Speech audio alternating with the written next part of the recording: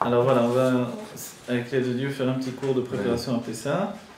Donc, il y a d'abord, on va souhaiter donc l'Ilul Nishmat, ce cours que l'on fait pour Michel Dvorah Bat Ellen Sarah, Saada Fortuné Bat Simcha, Elisha Nissim Ben Zohara, et la Refoua Shlema de Titine, c'est ça? Titine Esther Bat Ida Baya, Georges Shalom Ben Henriette Kouka, Pinchas Ouadia Ben Miriam. Voilà. Qu'ils soient tous en bonne santé, même si ceux qui sont partis, qui sont en bonne santé dans le Khatametim, très bien.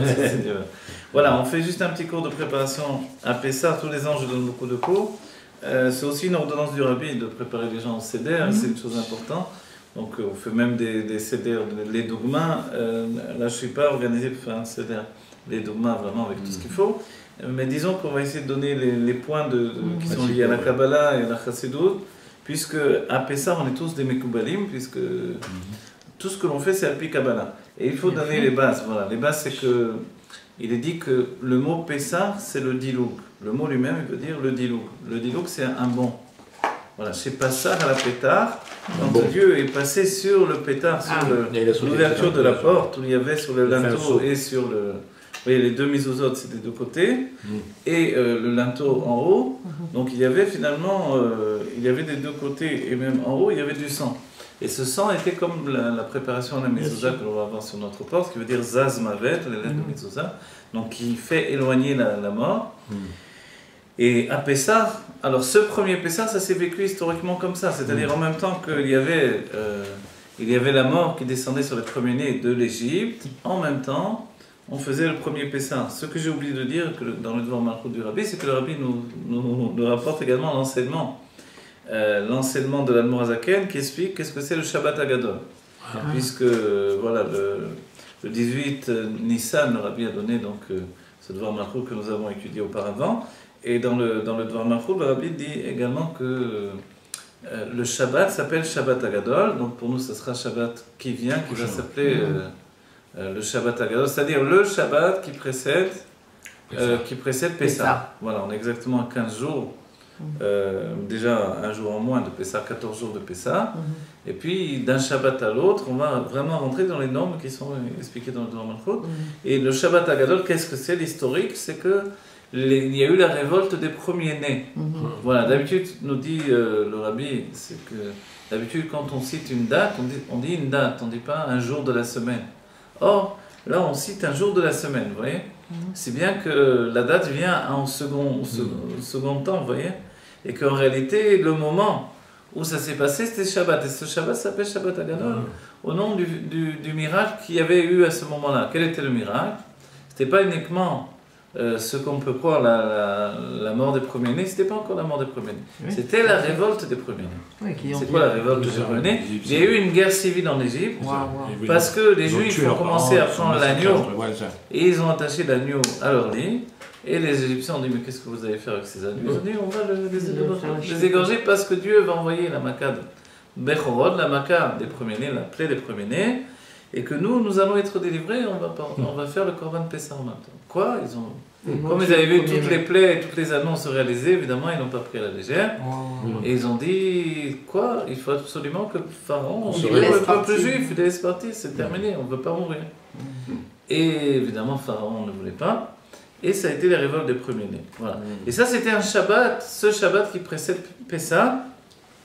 Et ce Shabbat-là, en fait, donc, il est un Shabbat miraculeux. Et pour nous, tous les ans, il y a le minak, ce Shabbat-là, de dire des drashot sur Pessah, sauf à moins quand il tombe la veille de Pessah. Mais quand il n'est pas en la veille de Pessah, alors les rabbanim ont l'habitude de dire des drashot sur les halachot de Pessah pour que dans les derniers préparatifs, on se prépare au maximum à tout ce qui va arriver, tout ce que l'on doit se confronter par rapport à Pessah. Voilà. Le mot Pessah, donc, il veut dire le diloug, ce qui passe au-dessus des portes. Le diloug, c'est un bond, c'est vraiment de sauter. Et pour nous, on va dire en quoi ça nous concerne. Qu'est-ce que le mot Pessah veut dire dans notre intimité de juif? En réalité, il faut bien comprendre que pour sortir d'Égypte, pour sortir d'un monde de Touma, de sorcellerie aussi terrible qu'il y avait à ce moment-là, alors il faut en sortir de manière adulte. Et le problème de l'exil lui-même, c'est que l'exil est comparé à l'enfermement dans les sentiments. Et à quel degré d'enfermement? Le Sefer Yecheskel, le Navi Yecheskel, nous dit que c'est le degré de l'enfermement de l'enfant dans le ventre de la mère. Donc c'est comparable à l'être sa mère qui représente l'enfermement qui a priori n'a pas de sortie. Le travail par Moshe, ça a été de transformer le sa mère en la lettre même. Oui, la lettre sa mère, elle est totalement fermée, mais la lettre même, elle a aussi une ouverture. Vous voyez, au moins le début du mot même. Et cette ouverture-là, c'est que effectivement il y a un écouf, il y a quelque chose qui est retardé. Le écouf, c'est le fait de, dans notre génération, on le comprend, c'est le ekev du Mashiach, le talon du Mashiach. C'est en hébreu ekev et akev. Donc le talon et le fait que les choses soient retardées, c'est la même étymologie. Donc en fait, à l'époque du talon du Mashiach, on comprend ce que ça veut dire exactement. Et donc le écouf, quand les choses sont retardées, c'est qu'il y a un enfermement dans le même. Le même de Moshe Rabbeinu, qui effectivement a mis 40 ans à être prêt pour délivrer le peuple juif. Donc 40 ans, c'est pas simplement 40 ans quand il a eu l'âge de 40 ans, c'est que quand il a eu 80 ans, il est venu délivrer le peuple juif. Vous voyez? Donc en fait, 40 ans, c'est 40 ans de gestation, et puis 40 ans dans le désert ensuite, pour se préparer à Eretz Israël, une nouvelle naissance. Mais le moment où il a fallu sortir d'Égypte, il a fallu que ce moment soit précédé de 40 ans. C'est le même de Moshe. À notre époque, les sages nous ont dit que le Mashiach, Shmo Menachem, dans Maseret Sanhedrin, c'est aussi un même.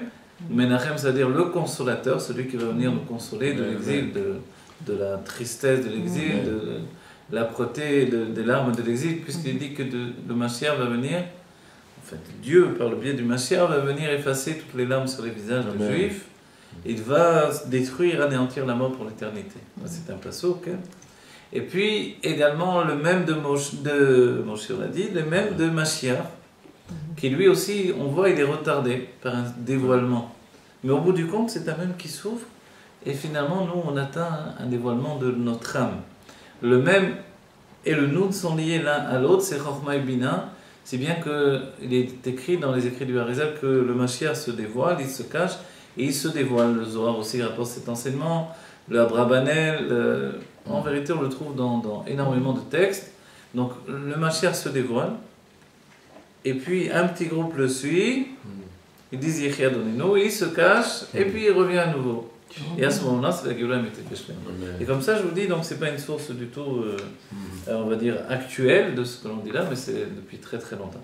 Maintenant, pour nous, on va dire, d'accord, alors qu'est-ce qui s'est passé? Comment le peuple juif a pu sortir d'Égypte? Moshe atteint, il s'est préparé, d'accord, mais pour le peuple juif. En réalité, les sages nous disent, il y avait tellement de sorcellerie, puisque Dieu va dire, moi je vais venir, ani velo malav et ani velo sarav. Donc Dieu va venir lui-même nous délivrer d'Égypte parce que les anges n'auraient pas pu sortir d'Égypte eux-mêmes. Alors, même si on voit ensuite que Dieu vient avec les anges, puisque on va voir qu'il ne vient pas tout seul, mais en réalité, c'est parce qu'il est là présentement que le peuple juif atteint un dévoilement qui n'existait pas auparavant. Les sages nous diront dans la Gada, vous vous rappelez, Matzazo, Shano Ochli, Malshuma, cette matzah que l'on mange. Pourquoi? Pour quelle raison? Ashum, Shelo Ispika, Batseket, Shelavotenu, Leachmitz. Parce que la pâte de nos pères n'a pas eu le temps de monter. Quand on dit que la pâte n'a pas eu le temps de monter, on s'étonne puisque l'ordonnance de faire des matzot, c'était avant Chatzot. Et que Dieu, lui, il est venu se dévoiler à nous après Chatzot, et qu'alors on est parti avec notre pâte. Et alors elle n'a pas eu le temps de monter. Ça va bien, donc on aurait pu manger du pain si elle avait eu le temps de monter. Mais comment ça se fait que l'ordonnance de faire des matzot, ou gat matzot, vous voyez, elle a été donnée avant que l'on parte finalement, que l'on se mette en route et que la pâte n'a pas eu le temps de monter. En fait, les sages nous disent qu'avant que Dieu nous dévoile, c'est un mamar du Rabbi, on devait travailler la pâte pour l'empêcher de monter.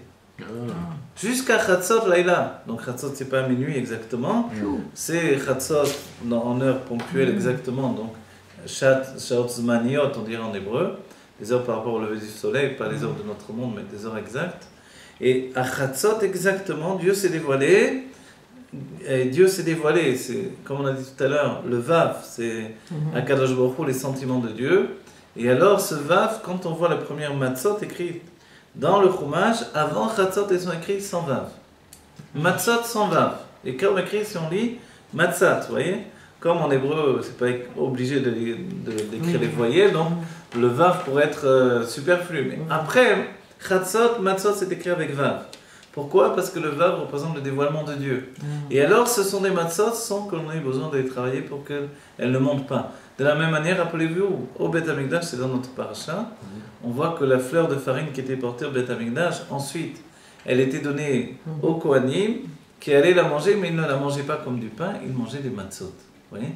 Donc la matzah, c'est lié au Beth Amikdash, c'est lié à la Géoula, c'est lié à une situation où on n'a pas d'orgueil avec nous. D'accord? Maintenant, on reprend le sujet. Qu'est-ce qui s'est passé qui nous a permis de sortir en finalité? Le dévoilement de Dieu a occasionné qu'on a atteint ce qui s'appelle un diloug. On a fait un diloug. Un diloug, c'est-à-dire que notre âme n'est pas passée par le cycle habituel de l'enfant dans le ventre de la mère. Il grandit, il va d'une manière plus ou moins rapide commencer à marcher, à parler, à se développer. Mais là, en Égypte, si on était sorti au rythme normal des choses, vu qu'on était totalement tombé dans les forces du mal, on était à 49 portes de la Touma, donc il y avait très peu pour que ce soit un voyage sans retour. Mais tout à coup, qu'est-ce qui s'est passé? Dieu a fait qu'il y a eu un miracle. Et c'est en vérité l'un des plus grands miracles de Pessah, c'est le fait qu'on a fait un diloug. On est passé du niveau le plus bas de l'âme au niveau du tzaddik gamour, à l'adulte véritable. Un enfant du ventre de la mère est sorti et tout à coup il est devenu un adulte véritable, un tzaddik gamour. Et là, il n'y avait plus de force du mal qui pouvait nous empêcher de sortir. On est sorti tranquillement, même si on est sorti rapidement, mais dans l'âme, on est sorti avec toute la force d'un tzaddik qui n'a pas peur, qui n'a plus peur des forces du mal, et rien ne pouvait nous enfermer en Égypte, qui n'étaient pas donc des enfermements physiques, mais spirituels. Voilà. Et ça, c'est le Pessah. Et tous les ans, à chaque fois que l'on vit le Pessah de chaque année, se renouvelle le dévoilement de Pessah, c'est-à-dire le diloug dans la Neshama. On atteint ce que les sages appelleront les mochin de Gadlut, la grandeur, la largesse d'esprit. Les normes de la largesse d'esprit, nous dit l'Admorazaken, c'est qu'on peut assimiler et accumuler au-dedans de nous des contraintes. C'est qu'on a une patience infinie. Rien ne nous énerve, rien ne fait de nous quelqu'un qui est irritable, quelqu'un qui tout de suite ne peut pas assimiler quelque chose qui va a priori venir le rabaisser ou quoi que ce soit, non. On est capable de tout supporter, et ça vient de la largesse d'esprit. Donc dans ce cas-là, on est totalement infini, on devient immortel d'un certain point de vue. C'est ce qui s'est passé pour le peuple juif. Il est devenu immortel, il n'y avait plus de maladie, plus de mesquinerie, plus de mal. Jusqu'au don de la Torah, ça s'est passé comme ça, plus précisément, jusqu'au moment du Chet HaEgel, de la faute du veau d'or, où tout a basculé à nouveau. Comment tous les ans on vit ce dévoilement? On sait bien que dans le peuple juif, ce n'est pas un dévoilement qui a lieu autrefois et nos mitzvot de Edout, c'est-à-dire de témoignage, sont juste de témoigner de quelque chose qui était auparavant, comme le 14 juillet ou je ne sais pas quoi, oui, l'armistice ou j'en sais rien en France. Non, on témoigne de quelque chose qui s'est passé à la fois physiquement, réellement et à la fois spirituellement. On l'a vécu. Et spirituellement, la chose recommence à nouveau tous les ans. Si bien que tous les ans, on a un dévoilement spirituel de Pessah. Et le Rabbi nous dit que tous les ans, c'est un niveau plus élevé encore. Pourquoi? Parce que tous les ans, il est précédé par une année de Torah et Mitzvot. Donc, on arrive cette année à un niveau de Pessah qui n'a jamais été dévoilé pendant tous les siècles précédents. Ce sont les paroles du Rabbi déjà dans les années Nounin, donc les années 90. Et maintenant, déjà, on atteint le niveau où, ça y est, notre Pessah est tellement grand que c'est le dernier Pessah de l'exil, si Dieu veut. Et le premier d'Agéoula, puisque Benissan, nos pères ont été délivrés, ou Benissan, Atidim, les Galates, Benissan, au futur, on va être délivrés. Voilà. Donc le Pessah, c'est un bond dans l'âme. Et tous les ans, il y a quelque chose qui se fait en nous.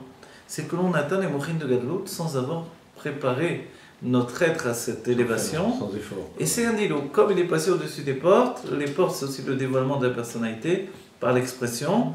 Voilà que tout à coup, tout atteint en nous un dévoilement extrêmement puissant. Et c'est pour ça que dès qu'on rentre de la Beth Knesset, le soir de Pessah, on est un petit peu sous, même si on n'a pas commencé à boire encore. Et après, on va être réellement sous, mais finalement, à Pessah, on boit plus qu'à Purim. À Purim. Et à Purim, c'est seulement les hommes. À Pessah, c'est même les femmes. Exactement, même les femmes.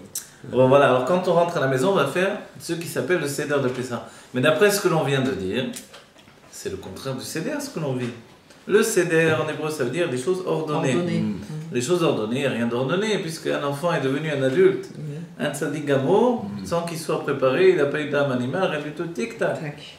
Comment ça se peut? Alors, c'est pas un seder. Si l'on dit que tous les ans, ça se reproduit spirituellement, en fait, c'est parce que ça se reproduit tous les ans que nous devons faire le seder. Alors, et là, on va dire, quel est le seder que nous faisons? Le seder qui veut dire ordonner les choses, nous devons ordonner nos sentiments. Et c'est essentiellement sur les sentiments que l'on va travailler le soir de Pessah. Vous voyez? Je vous dis des choses, donc c'est important de les savoir pour comprendre ce que l'on fait exactement le soir du seder. Alors, quand on rentre à la maison, on prépare le plateau. Le plateau, il y a des minagim dans chez les chassidim Chabad, on ne prend pas de plateau parce que on dit que quand on est à la table du rabbi, alors on ne prend pas de plateau. Le plateau représente l'expression de l'élève par rapport à son maître. Et un élève qui se trouve à la table de son maître ne va pas prendre la parole à la place de son maître. Donc en fait, de ce fait-là, on ne prend pas de plateau. Le rabbi lui avait l'habitude, même quand il était à la table du rabbi Rayas, de recouvrir son plateau avec une serviette de manière à ce qu'on ne le voie pas. Et ensuite, il séparait les matzot avec une seule serviette qui est en trois, comme ça. Voilà. Alors donc, il y a un peu des avis différents, mais quoi qu'il en soit, d'après les paroles des rabbis, on comprend bien que la plupart du temps, on ne prend pas de plateau, parce que le rabbi est toujours avec nous, il vit avec nous, et qu'on se comporte toujours de manière à être digne de sa confiance, finalement, puisqu'il nous a confié tout ce que les rabbis faisaient dans leur intimité, les choses les plus élevées d'après la Kabbalah, alors il nous a confié, donc nous, on essaie de faire la même chose, un peu comme des perroquets, des petits... Mais on n'est pas des perroquets, on n'est ni des singes ni des perroquets, on est des juifs, doshim, et c'est pour ça que ces choses-là ont été données pour nous également. Alors voilà, sur le plateau, on va poser 3 matzot, les unes au-dessus des autres, qui représentent les 3 niveaux d'élévation du peuple juif. La première matzah, elle représente Israël. On va, alors évidemment, j'ai pas tout de suite les matzot là avec moi, j'aurais pu en avoir, mais j'ai improvisé ce soir. La première matzah, on souligne que les matzot, on doit faire un effort de les prendre creuses, donc on doit préparer au maximum. Quelquefois, on n'a pas le temps, on est chat à trac, comme on dit dans l'Amcha. Mais normalement, on doit préparer. Et alors, on va choisir des matzot creuses. Vous voyez? Donc, pourquoi creuse? Parce que tout est un réceptacle pour recevoir les bénédictions de Dieu. Vous avez compris? Ça va? Vous avez les forces? La première matzah, elle représente Israël, le premier niveau du peuple juif. La seconde matzah que je vais mettre au-dessus, elle représente Lévi, le Lévi. Et la troisième matzah, vous l'avez compris, représente le Kohen. Ce sont également 3 définitions des mondes divins. Le premier monde, celle du dessous, ça représente le monde de Asiya. Le second monde, c'est le monde de Yetzira. Alors Asiya, ça veut dire le monde de l'action, c'est le monde où on se trouve. Et nous sommes dans le niveau le plus bas du monde de Asiya. C'est-à-dire dans le niveau de l'action concrète du monde de l'Asiya, de la perception d'un monde matériel, mais il y a tout un côté spirituel avec des anges, etc. Au-dessus, donc, il y a l'autre matzah qui représente le monde de Yetzira, c'est le monde de la formation, où il y a déjà l'image des choses, et les sentiments, c'est un monde sentimental, ce n'est plus un monde d'action, mais un monde sentimental, et les anges même sont sentimentaux. Et puis le monde de Bria, le monde de la création, c'est le monde de la création, qui est un monde intellectuel. Voilà. Et c'est là où la chose est importante, le Seder va se faire au-dessus du monde de Bria, c'est-à-dire dans le monde de Hatzilut. C'est pour ça, d'après la Kabbalah, donc on mettra les éléments, donc nos éléments, on les mettra au-dessus, voilà, au-dessus de la dernière matzah, de la matzah la plus élevée. Et on va former comme cela 2 ségoles. Voilà. Tout de suite, on va dire qu'est-ce que représentent ces 2 ségoles. Donc, on vient de la choule, on installe ces éléments sur la matzah du haut, qui est recouverte évidemment d'un apron, comme toutes les autres matzot. Et on va former 2 ségoles. 2 ségoles, c'est 3 points comme ça, par des éléments. Alors, voilà, j'ai pas improvisé tous les éléments. J'ai un oignon, on verra quand on met un oignon, un œuf, voilà. On va souligner les éléments, on va donner leur correspondance par rapport aux sphérotes, donc, et plus ou moins les forces de l'âme également. On doit rappeler essentiellement que dans notre judaïsme, si l'on doit faire un seder, il faut que l'on obtienne un être shalem. Ça s'appelle dans la Kabbalah un être complet, ça s'appelle une koma shlema, une structure complète. Qu'est-ce que c'est une koma shlema? C'est la tête, le cœur et les pieds. D'accord? Donc c'est un Adam, c'est ça. La tête, ça représente l'intellect. Donc on a un niveau de Chokhmah Bina Vedat. D'accord? Le cœur, c'est les sentiments, Chesed, Gvura, Tiferet. Et les pieds, Netzar, Od, Yesod. Ça va? Du coup, voilà. Maintenant, est-ce que vous vous rappelez que la fête qui a précédé Pessah, c'est Purim, et à Purim, on a vu Adeloyada. Oui. Adeloyada, c'est-à-dire jusqu'à atteindre le niveau de ne plus avoir un date. Le date, c'est la conscience de notre existence. Or, tant que l'on continue à exister dans l'enfermement de l'exil, on ne peut pas recevoir la Géoula. Et la fête de Pessah, c'est la fête de la Géoula. Donc, finalement, on prend le date et on le supprime, et à la place, on obtient le Keter. Pourquoi? D'après le Sefer Yetzirah, soit on compte le date, soit on compte le Keter. Mais ici, dans notre plateau, nous, on s'occupe des sentiments. D'accord? Ici, je l'ai illustré de cette manière-là, pour bien comprendre ce qui se passe. Donc, on va voir dans les sphirotes Keter, Chokhmah, Bina, Chesed, Gvura, Tiferet, Netzar, Od, Yesod et Malchut. D'accord? On va citer chacun. Le Keter est représenté par la fête de la Emouna elle-même. Vous voyez? La fête de la Emouna, c'est la fête de la foi. D'accord? Tout entière, cette fête-là, c'est la fête de la foi. Et là, on est dans le Keter. La foi, dans un certain ordre d'esprit, c'est aussi un niveau relié au Keter. D'accord? Et maintenant, la foi va s'intérioriser dans la Chokhmah. Le pain de la foi, c'est la matzah. Vous vous rappelez que la matzah a deux fonctions à Pessah. Et en Chutz La'aretz, il y a 2 jours de Pessah. Vous vous rappelez? Il y a 2 seder. Le premier jour, la matzah est appelée matzah des Emouna, okay? C'est-à-dire du lechem de Emouna, l'achma de Emouna. Ce pain de Emouna, la matzah, c'est un pain qui ne fait pas grossir et qui va augmenter notre Emouna.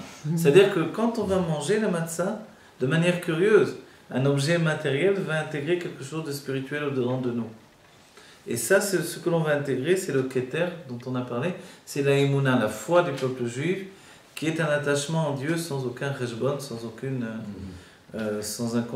aucun compte tenu de notre situation, de notre élévation. On se donne tout entier, ce qui s'appelle le dévoilement de la Yechida chez Banefesh. La matzah va nous donner cette élévation. D'accord? Le second jour, il est dit que la matzah est un pain de refoua, un pain de bonne santé. Et, pour exemple, le rabbi distribuait son afikoman de la matzah de Pessah, il le distribuait pour guérir des gens. Et concrètement, évidemment, ça a marché. Voilà. Comme on est en Eretz Israël, alors pour nous, le premier jour, c'est déjà le pain de foi et le pain de bonne santé également. Donc il ne faut pas s'empêcher de manger beaucoup de matzah à Pessah, essentiellement le premier jour de Pessah, parce qu'on a besoin de foi. Et il est dit que même Moshe Rabbeinu avait besoin de foi, et on a besoin d'être en bonne santé. La bonne santé vient de la matzah elle-même. Voilà. Maintenant, donc on a maintenant les premiers éléments, effectivement. Ensuite, on va dire, donc la matzah est la chokhmah. La chokhmah, c'est la sagesse. Donc c'est le côté droit qui est construit maintenant. C'est le ségol ici que l'on ne voit pas, qui serait là, mais qui est intégré par les éléments mêmes. Donc la matzah représente la chokhmah. Il est dit que l'enfant, l'Admorazaken nous dit dans un mamar, l'enfant ne commence à parler que quand il mange des aliments à base de dagan, à base de blé. Vous voyez? Dès qu'il mange des aliments à base de blé, il commence à dire Abba. Sa première parole c'est Abba parce que c'est lié à la chokhmah du monde de Hatzilut. D'accord? La chokhmah c'est la sagesse. Et c'est dans les forces de l'âme le bitul, la soumission à Dieu, à la Emouna, à ceux qui nous dépassent totalement. D'accord? Ensuite, la bina, elle est représentée par le vin. Le vin, c'est la bina, on essaiera. Alors pourquoi le vin, c'est la bina? La bina, c'est la réflexion. Il est dit nirnas yain yotse sod. Le vin rentre et le sod va sortir. Donc par le vin, on va assimiler des choses. En fait, on va faire que va sortir de nous, comme à l'image du vin lui-même. Comment on obtient du vin? Il faut prendre du raisin, il faut l'écraser, il faut le laisser fermenter. Donc finalement, notre travail, ça va être de boire du vin qui va aller se sortir du sod, c'est-à-dire le meilleur de notre réflexion. Et le vin, donc, il représente la bina. Et le vin, pour Pessah, il est bon qu'il soit rouge. Pourquoi? Parce qu'il représente le sang. Le sang de l'Égypte, le sang, il est lié avec l'Égypte, le fait que les eaux se sont transformés en sang, d'accord? que tout le Nil, les eaux du Nil sont transformées en sang. Et finalement, le sang, donc, c'est bon que l'on prenne du vin rouge. D'après le Rambam, il insiste sur le fait qu'on prenne du vin rouge, du vin qui n'est pas sucré, du vin qui n'est pas non plus, on va dire, bouilli, cuit. Ah oui, Oui. Mais évidemment, si on a des gens qui ne sont pas religieux à table et que... D'accord. Alors, il vaut mieux prendre du vin cuit, donc même avec pistour, comme on dit, etc. Donc, le vin il représente la bina. On souligne que quand on prend du vin, voilà comment on va faire exactement. Alors voilà, j'ai un petit peu de vin, il est blanc. On le prend de la main droite, on le donne dans la main gauche, qui le redonne dans la main droite de cette manière-là, et le vin se place dans la main. Comme il est dit dans le Zohar, le verre, lui, il représente la malchoute, le dernier élément. La main, c'est Zeranpin, on a dit les sentiments divins. Et si la malchoute, d'où est-ce qu'elle vient, comment elle est représentée, on dira d'après le Shirachirim, ce que dit le Zohar, c'est une rose. Donc le verre, c'est une rose, et autour de cette rose, il y a 5 feuilles, ce sont les 5 doigts, et de là, la manière de tenir le verre pendant le kiddush de manière différente selon les dots. Voilà. Donc c'est très important, la main droite le prend, le donne à la main gauche, qui le repose dans la main droite. Voilà. Et il est bon que le verre n'ait pas de pied. Ouais. S'il a un pied, on le prendra depuis le bas du pied, d'accord ? Et non pas en laissant tomber le pied en bas, puisque ça ferait, le verre représente un et, qui se retrouve dans la malchoute du monde de la tsilote, et avec le pied, ça devient un kouf. Et un kouf, c'est kekof lifnei adam, donc c'est déjà une tombée dans les forces du mal. Donc on veut s'éloigner au maximum des forces du mal. D'accord? Chaim chaim livracha. Beaucoup de force. Voilà, on s'endort le soir de Pessah. Alors il faut... C'est pour ça on met des noix sur la table. Vous voyez qu'on a cherché. D'accord. Donc le vin, c'est beaucoup d'informations. Désolé, mais... Non, mais c'est important. Voilà, le Pessah arrive, il faut se dépêcher. Donc, d'accord, on a le vin, donc on a la chorma. D'accord? On a la bina, voilà. La bina se place à gauche. Et la bina, ce sont les 4 coupes de vin, évidemment. Je vais parler de coupes, mais évidemment, c'est 4 coupes par rapport aux 3 expressions de la sortie d'Égypte, que Veotseti, Veetzalti, Velakarti, et Vegalti. Donc Dieu a donné 4 expressions de la sortie d'Égypte. Ce seront les 4 coupes de vin du soir de Pessah. On essaie évidemment de boire du vin. Il y a un peu de halakha en passant. Du vin, véritablement du vin. Même les femmes, si elles peuvent, tout au moins le premier verre. Si c'est trop difficile, on peut mélanger avec du jus de raisin. Et si on ne supporte pas, que ça nous rend malade, alors on peut boire du jus de raisin uniquement dans ce cas-là. D'accord. Et voilà. Ensuite, on doit arriver à notre seder. Voilà, le seder, on le met en place à ce moment-là. On a décrit dans le fond. Voilà. On a notre seder. Qu'est-ce que c'est le seder? Donc, l'agencement même du plateau, c'est ce que l'on va appeler le seder. D'accord? Donc, on a vu les éléments. Le seder, ce sont les sentiments. Nos sentiments étaient bousculés, c'est trop rapide. C'est pour ça qu'il y a eu la faute du veau d'or. D'accord? C'est que les sentiments, donc qui portent en eux l'âme animale également, ont été subjugués d'un seul coup, comme ça, magnifiés, puis ils ont pas suivi. Donc, il y avait trop d'inconscient ou de subconscient qui n'avait pas été biro, et on n'a pas fait le biro, vous voyez, comme du kessel, de l'argent qu'il faut raffiner sans arrêt. Alors, l'inconscient n'a pas été raffiné. Parce que ça a été trop rapide. C'est pour ça que ça donnait la faute du veau d'or. Ouais. Et qu'il a fallu faire un retour en arrière. Et ensuite, il a fallu 40 ans pour purifier le peuple juif dans le désert et que leur âme revienne dans ceux qui allaient rentrer en Égypte par leurs enfants qui rentrent en Égypte. Donc pour nous, aujourd'hui, on comprend bien que c'est vrai, il va y avoir comment on appelle, la Sfirat Homer, le décompte du Homer, pour travailler sur notre âme animale, mais le soir de Pessah, on travaille sur l'âme divine. Donc notre travail, c'est de justement clarifier l'âme divine pour lui permettre d'atteindre son intégration dans mon âme intellectuelle et pénétrer ensuite dans l'âme animale à partir du décompte du Homer. Tout de suite, Motsé et Pessah, tac, on rentre dans le Homer. D'accord? Donc voilà, nos sentiments. À droite, nous allons placer par rapport au chesed ce qui s'appelle la zroa. Zroa en hébreu, ça veut dire le bras. Le bras, entre autres choses, parce que Dieu nous a sortis dans la Bezroa, Netouya, une main tendue, etc. d'Égypte. Je vais vous dire les Minagim Chabad, d'accord? En les rapportant après, chacun il rectifiera avec son minag. Évidemment, on ne vient pas effacer les Minagim. Et je vais vous dire plus ou moins la raison. D'abord, du côté droit, l'élément qu'on va placer, alors nous allons placer un coup de poulet calciné totalement, le Rabbi Rayatz. que nous allons placer donc du côté droit sur ma matzah. Et pourquoi un coup de poulet? Normalement, Ils n'avaient pas d'agneau. En Russie, ils étaient pauvres.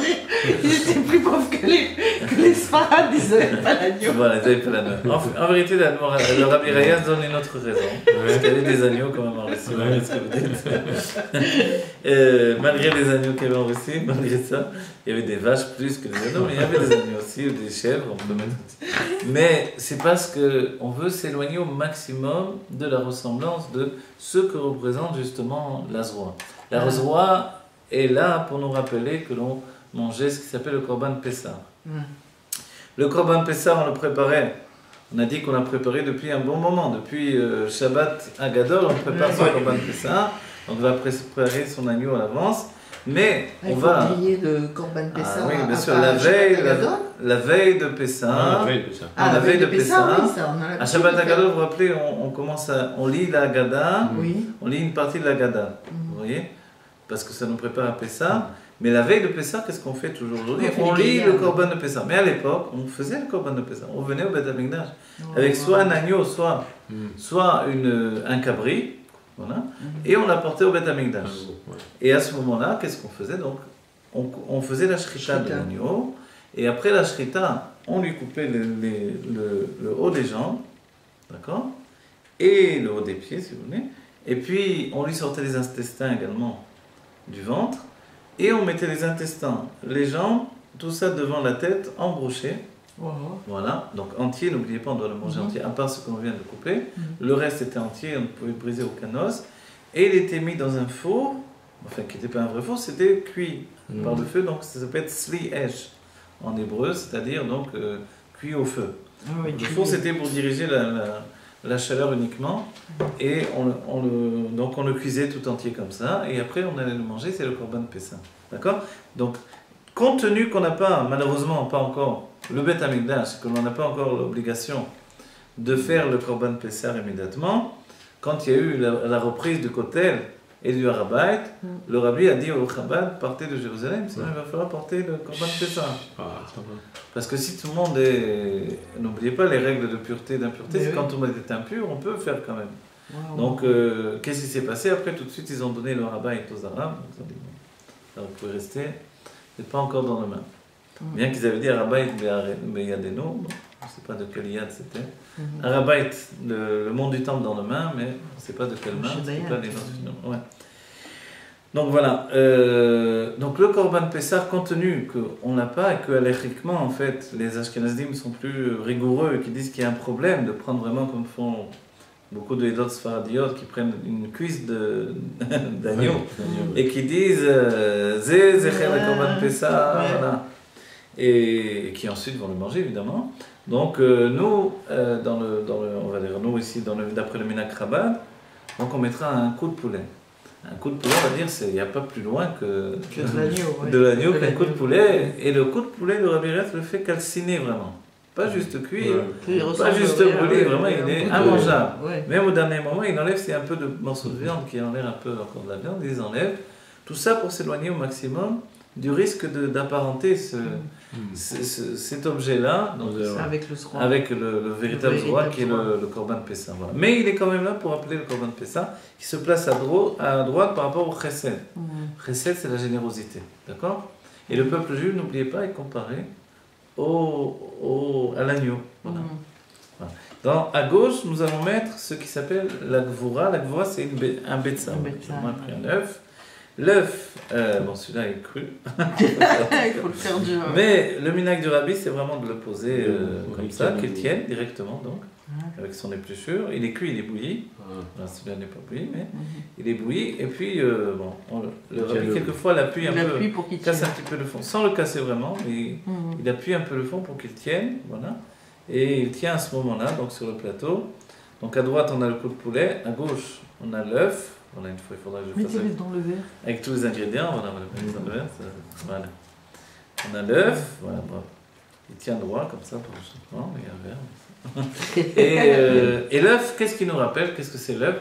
L'œuf, il est Kezecher, il est en souvenir de Korban Chagiga. Qu'est-ce que c'est le Korban Chagiga? Toutes les fêtes, on apporte des Korbanot.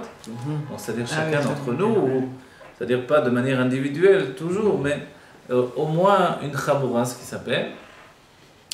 On apporte des korban chagiga. La même chose, le korban Pessah, c'était pas chaque personne qui apportait le korban Pessah, parce qu'après il fallait le manger. Si une personne apportait chacun son korban, il fallait que chacun mange un agneau entier. Donc c'était infaisable évidemment. Mais on s'associait à plusieurs et on en arrivait avec un groupe, et ce groupe-là allait apporter le korban et ensuite il devait le manger. Le manger, c'est-à-dire le terminer avant Chatzot, comme on termine aujourd'hui la Fikoman avant Chatzot, d'accord? Et si Bediavad on n'avait pas réussi, on continue encore après Chatzot, comme aujourd'hui également. Si on a dépassé, on continue quand même. Mais les Khatrila, il fallait atteindre le niveau avant Chatzot. Voilà. Donc le Korban Chagiga est représenté par un œuf ici. Le Korban Chagiga, c'était aussi de l'agneau, ou de cabri également. Vous voyez?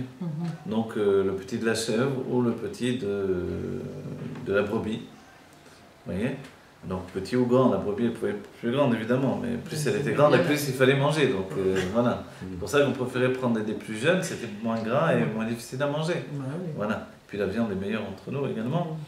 Le Korban Chagiga est représenté par un œuf. L'une des raisons également, c'est que l'enfermement de l'Égypte, on a vu le coup tout à l'heure, l'Égypte était comparée à un médecin. Un médecin, c'est un endroit étroit. On dit que Paro se tient dans la nuque, et dès qu'on a des bonnes... La nuque en hébreu, c'est Oref, les mêmes lettres que Paro. Et dès qu'on a des bonnes décisions dans l'intellect, alors il les renvoie. La nuque, on dit, on est un peuple à la nuque raide. La nuque raide, c'est ça, c'est que, voilà, il renvoie les bonnes décisions pour pas qu'elles rentrent dans le cœur. Parce que si elles ne viennent pas dans le cœur, on va encore moins arriver dans l'action. Donc en fait, ça c'était également donc, le sujet de l'Égypte comparé à un coup. Et maintenant, l'œuf, c'est aussi, on va dire, puisque c'est Korban Chagiga, ce sont toutes les fêtes qui commencent et ne s'interrompent jamais. Si bien que l'enseignement, c'est que la fête de Pessah ne s'annule pas une fois qu'elle est passée, c'est pas terminé. La force spirituelle de la fête de Pessah qui fait que l'on est attaché avec une foi entière à Dieu va nous tenir pendant toute l'année jusqu'à l'année d'après. Voilà, cette année, on souhaite que cette force-là, c'est ça la force de la Géoula Mitzvah. Voilà. Donc voilà, l'œuf également, ça représente aussi la situation du peuple juif en Égypte, puisque Yecheskel Hanavi, le prophète Yecheskel nous a dit qu'on était comme un enfant dans le ventre de la mère, donc c'est représenté par l'œuf. Par l'œuf aussi, voilà. bien sûr. Voilà. Donc tout ça, on a dit, là c'est la Gvura, la rigueur, voilà, qui se trouve à gauche, et la rigueur, donc c'est aussi un œuf, c'est quelque chose de fermé. Comme on dit, c'est l'un des aliments de deuil, on a signalé, comme les lentilles, parce qu'il n'y a pas de bouche, l'œuf n'a pas de bouche, n'a pas d'expression. On a dit c'est comme le samer qui nous retient enfermés dans l'exil de nos sentiments. Voilà. Le troisième niveau, ce qui va s'appeler, donc le troisième niveau c'est Tiferet. Voilà, moi quand je place Chesed, après je dis qu'est-ce que ça représente.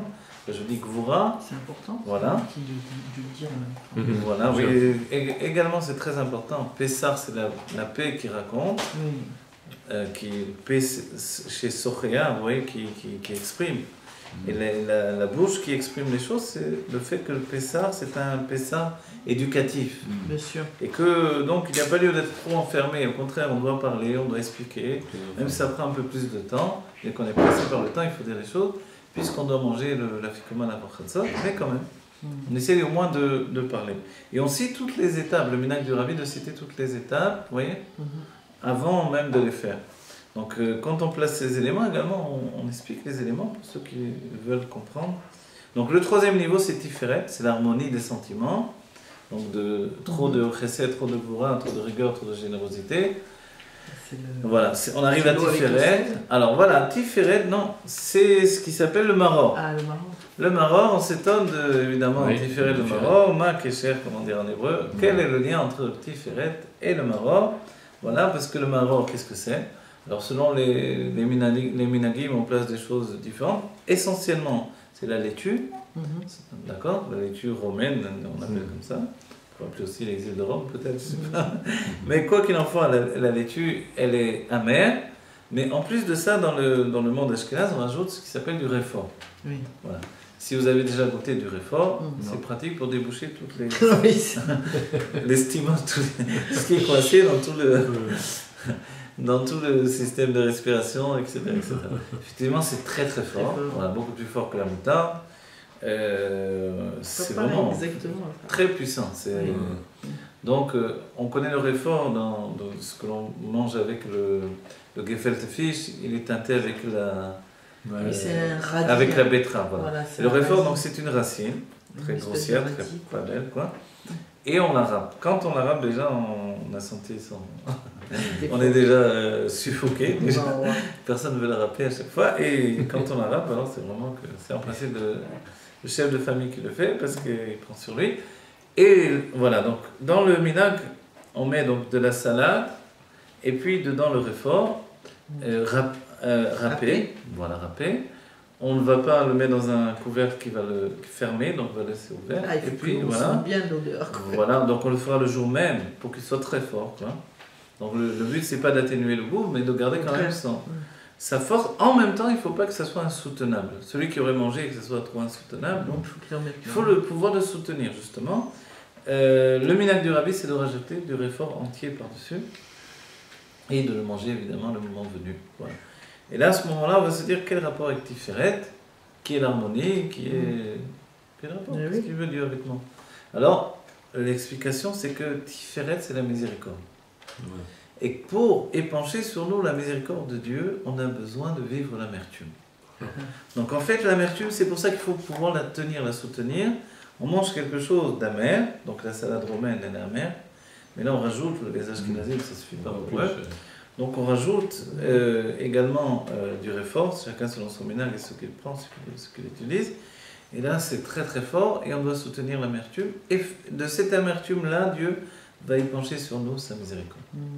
Et on va dire que c'est tellement important, parce que si Dieu ne penche pas sur nous sa miséricorde, on va continuer encore le céder à Pessah pendant des siècles que Dieu préserve, non? On ne peut pas en arriver là. D'autant plus que voilà, il a été annoncé, voilà, Mashiach arrive par le Baal Shem Tov, année Hatshua, donc notre année c'est l'année de la délivrance, par l'Admor Hazaken, et comme Nissan c'est le mois de la délivrance, donc il n'y a pas de raison qu'on ne le vive pas cette année, qu'on n'ait pas à dire l'année prochaine à Jérusalem.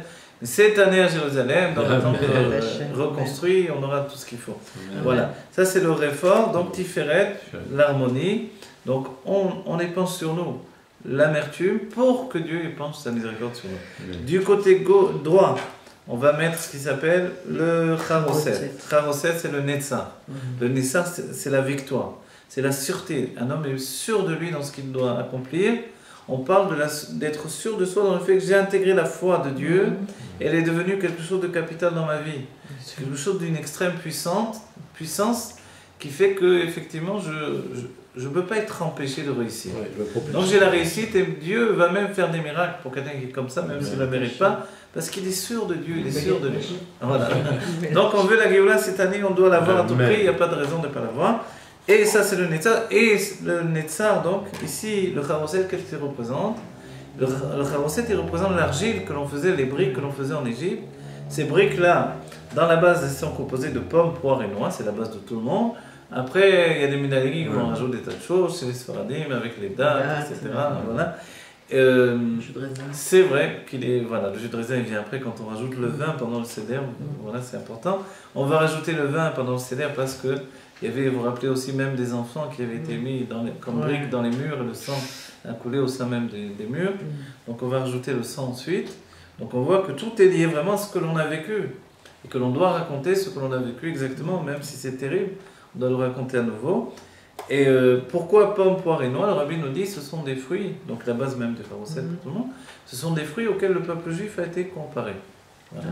Ne me demandez pas où sont les psukim, moi je sais pas. Voilà, moi je sais, on peut dire à quelqu'un que c'est une bonne poire. Une bonne pomme. Voilà. Etc. Mais voilà, c'est ça. Et le Charoset, donc il va représenter cette argile que l'on va faire. Voilà. Et ensuite, normalement, on le mange. Ou on ne le mange pas, on verra selon les minagim exactement. On va le dire au moment venu. De l'autre côté, donc, on était dans Netzar. Netzar et Hod vont représenter les deux jambes. Netzar, c'est la jambe droite, Hod, c'est la jambe gauche. Et on marche toujours avec les deux jambes. Droite, gauche, ou gauche-droite. Voilà. Donc, du côté... voilà, j'ai pris un autre élément, c'est l'élément. On met, dans le monde d'Ashkenaz, on met un oignon. un oignon donc à la place de ce qui s'appelle le karpas. C'est la sphira de Hod. Alors vous mettez le karpas, c'est du céleri. Céleri qui est bien meilleur que l'oignon. Ah bah oui, ça. Il est un peu plus sans doux. pistonner comme on dit. Céleri à côté de l'œuf. Ceux qui ont pris sur eux le minag.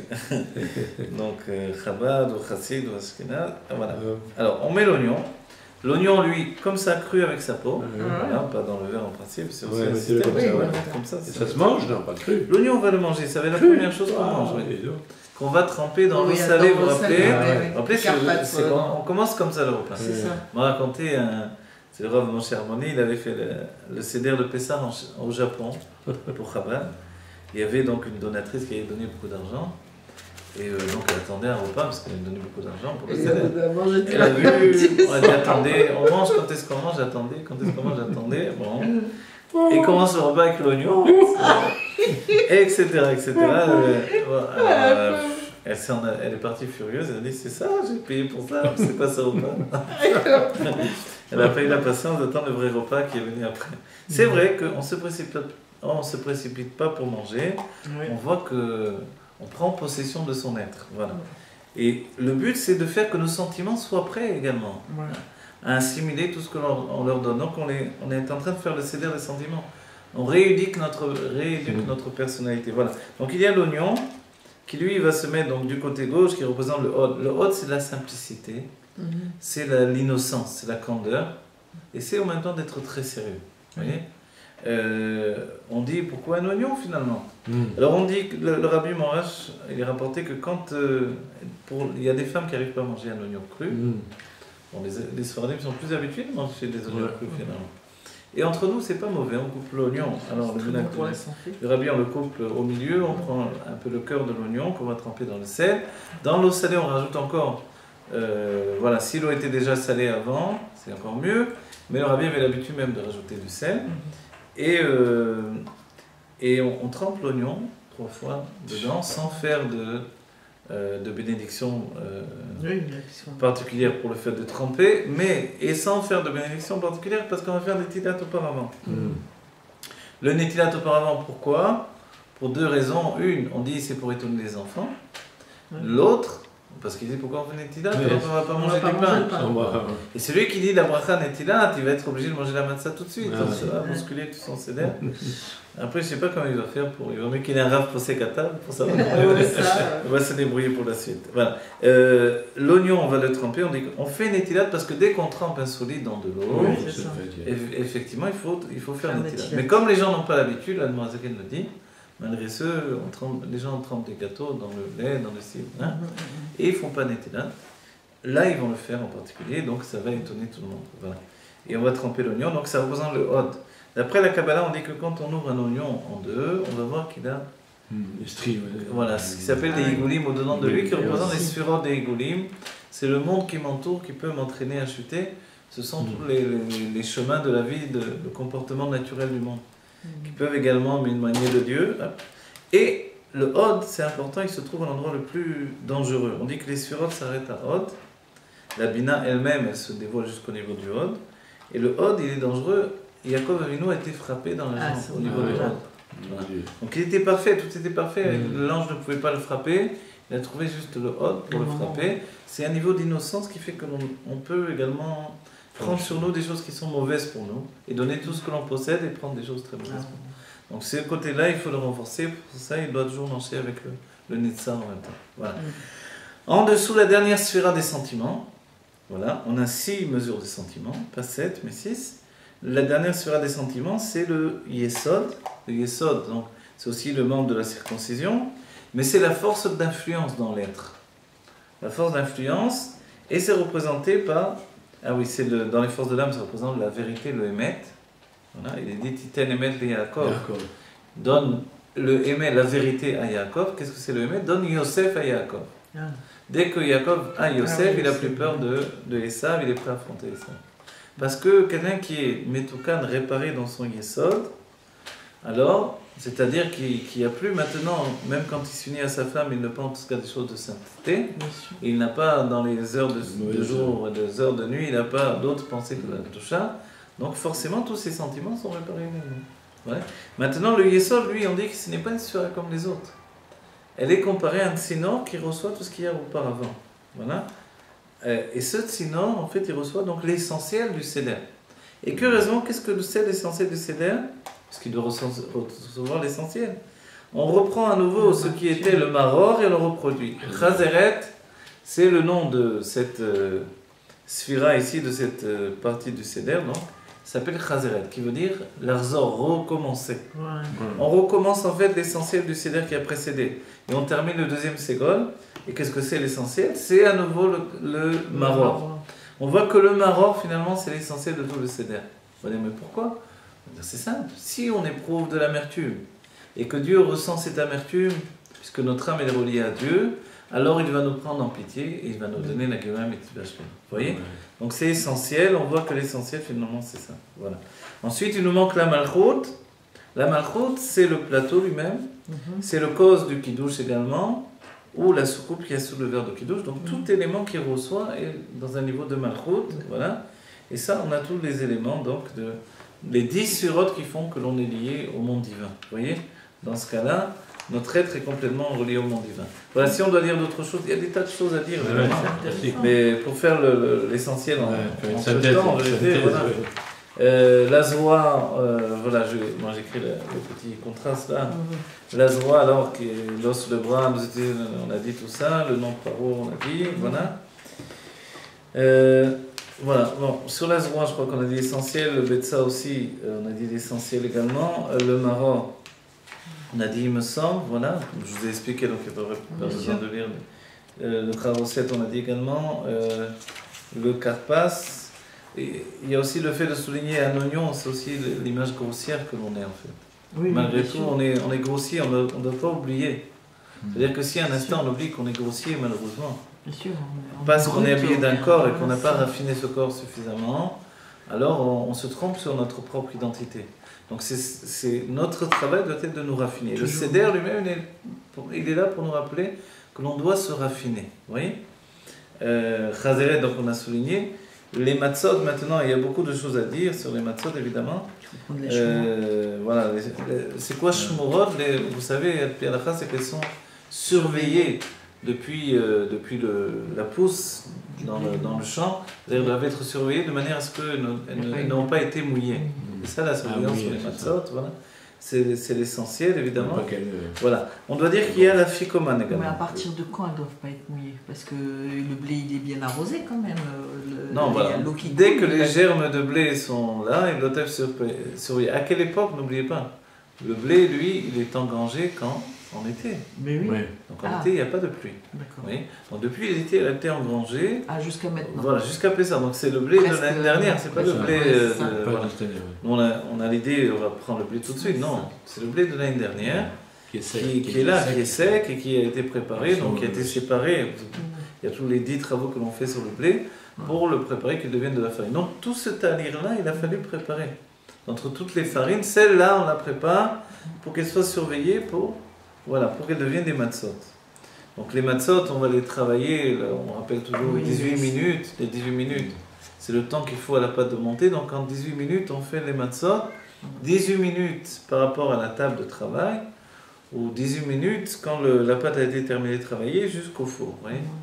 Donc alors il faut être très rapide, il faut empêcher la sueur, Donc, ce sont des équipes qui travaillent à une vitesse incroyable, qui vont faire les matzot. D'accord? La veille de Pessah, quand on fait les matzot, qui s'appelle la matzah mitzvah de la veille de Pessah, c'est des chabourot également qui se réunissent, et c'est le matzah, on a l'habitude de chanter le Hallel. Le Rabbi Rachab a l'habitude de s'interrompre dans le Hallel pour dire attention, faites ci, attention, donc des rectifier dans le comportement, etc. Il faut souligner qu'il y a l'afikoman. Voilà. L'afikoman, qu'est-ce que c'est? On va dire, on reprend maintenant notre seder, on a notre plateau, il y a la matzah du milieu. La matzah du milieu, donc elle est recouverte par un apron. On va la prendre, on va mettre les mains à l'intérieur et on va la casser. On va la casser d'après le Harizal dans Shara Kavanot. Il nous dit qu'on essaiera de faire un dalet. C'est ça. Enfin, lui, il ne nous dit pas on essaiera, on fera un dalet. On le coupe en dalet. Le dalet, pourquoi? Parce que c'est Dala Vania, la pauvreté qui représente la malchoute, l'élément de pauvreté, le fait que j'ai conscience que je suis humble à mes propres yeux, donc je suis un kéli pour que Dieu me donne ses bénédictions.